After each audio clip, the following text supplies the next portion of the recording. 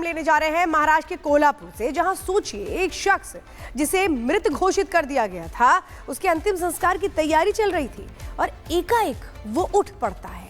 यानी एकदम फिल्मी स्टोरी जैसी कहानी आपको लग रही होगी और वो शख्स कह रहा है जिंदा हूं मैं। क्या है मामला, इस रिपोर्ट में समझिए।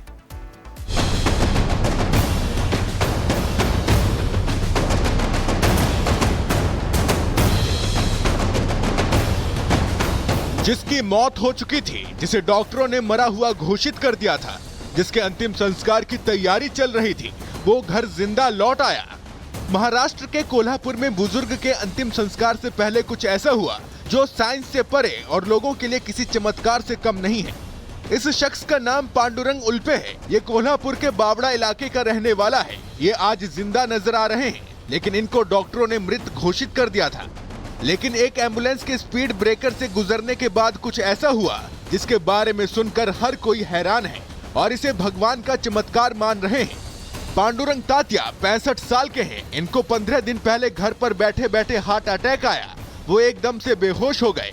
मैंने चाय पी और यहाँ पर बैठा, मुझे पसीना आया, हवा लेने के लिए बाहर गया, कमरे में आकर बैठा तो मुझे चक्कर आया, फिर मैं वॉशरूम गया और वहाँ पर उल्टी हुई। आकर अपनी कुर्सी पर बैठा तो मैं बेहोश हो गया। किसी के आने जाने का कुछ पता नहीं चला। पांडुरंग को इलाज के लिए प्राइवेट अस्पताल में भर्ती कराया गया, लेकिन वहां डॉक्टरों ने उसे मृत घोषित कर दिया। परिवार ये मानने को तैयार ही नहीं हुआ। परिजन गमगीन हो गए, हर तरफ मातम पसर गया। हम एम्बुलेंस से उनको बड़े हॉस्पिटल लेकर गए। उनका वहां पर ट्रीटमेंट शुरू हुआ और खून की उल्टी हुई। डॉक्टर ने करीबियों को अंदर बुलाया। हमने देखा तो उनकी बॉडी ठंडी पड़ गई थी। हम 5 अलग अलग हॉस्पिटल में गए और हर जगह हर किसी ने एक ही बात बोली। डॉक्टर बोले कि हम कोई गारंटी नहीं देंगे। डॉक्टरों के उम्मीद छोड़ने के बाद घर वालों ने अंतिम संस्कार की तैयारी शुरू कर दी।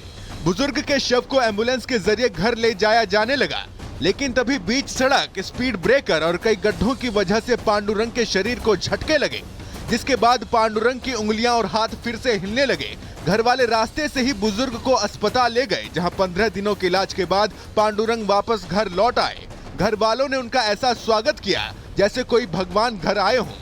हॉस्पिटल में डॉक्टरों ने 2 लोगों को अंदर बुलाया, जिन्होंने उनको आवाज दी और उनकी आंखें खुल गईं और ऐसे उनका पुनर्जन्म हुआ। इस घटना को हर कोई मैजिक मान रहा है और इसे किसी मिरेकल से कम नहीं मान रहा। सड़क पर गड्ढे जो लोगों की जान के लिए बड़ा खतरा माने जाते हैं, उन्हीं गड्ढों ने एक व्यक्ति की जान वापस कर दी। Bureau report, Republic Bharat. तो महाराष्ट्र के कोल्हापुर से हैरान कर देने वाला मामला सामने आया। हालांकि परिवार वालों में खुशी है। खबरों में आगे बढ़ते बात करेंगे उत्तराखंड की। उत्तराखंड से खबर सामने आई, निकाय चुनाव से पहले ही बवाल हो गया। 2 गुट आपस में भिड़ गए। आपको जानकारी दे दें कि चुनाव चिन्ह के बाद 2 गुट आपस में भिड़ते हुए नजर आए थे और रुड़की से खबर आपको बता रहे हैं, जहां पर पथराव भी हो गया।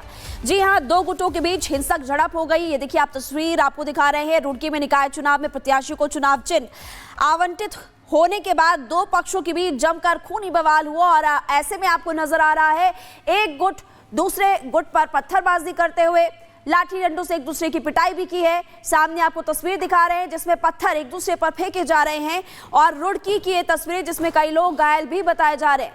हालांकि पुलिस इस पूरे मामले की जांच पड़ताल कर रही है, लेकिन उत्तराखंड के रुड़की से तस्वीर आपको दिखा रहे, जहां निकाय चुनाव में चिन्ह आवंटित होने के बाद 2 गुट इतने ज्यादा भिड़ गए कि कई लोग बुरी तरह से घायल भी बताए जा रहे हैं, जिनका इलाज अस्पताल में जारी है। और जबरदस्त तनाव आपको इन तस्वीरों में नजर आएगा। पहाड़ पर आप देखिए कैसे बवाल मच गया। 2 गुट आपस में एक दूसरे पर पत्थरबाजी भी कर रहे हैं, पत्थर बरसा रहे, पत्थरों की बारिश कर रहे हैं।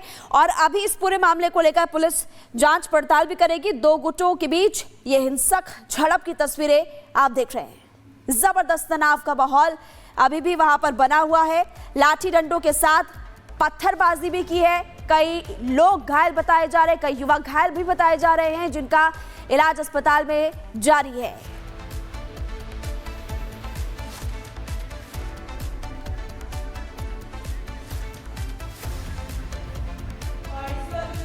सीधे रुक कर लेते हैं दिल्ली का, और क्या कुछ कह रहे हैं अमित शाह, सुनिए। ये मेरे लिए आनंद का विषय है, क्योंकि इस भवन में जो करीब 80 बहनें काम करेगी, उनके सुरक्षित रहने की सुविधा एक ऐसी नेत्री के नाम से जुड़ रही है जो भारत भर की महिला शक्ति को जागरूक, संगठित और संघर्षरत रहने की हमेशा के लिए प्रेरणा स्रोत रही।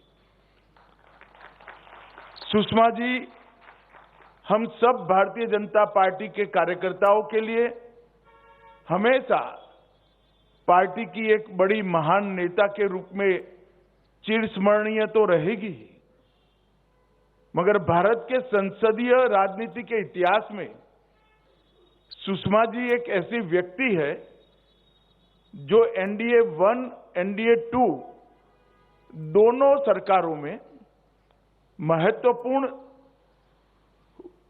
विभागों की मंत्री रही, परंतु सुषमा जी को विदेश मंत्री या स्वास्थ्य मंत्री के रूप में इतिहास नहीं जानेगा। सुषमा जी को इस देश का लोकतांत्रिक इतिहास एक संघर्ष करने वाली विपक्ष की नेत्री के रूप में हमेशा याद रखें।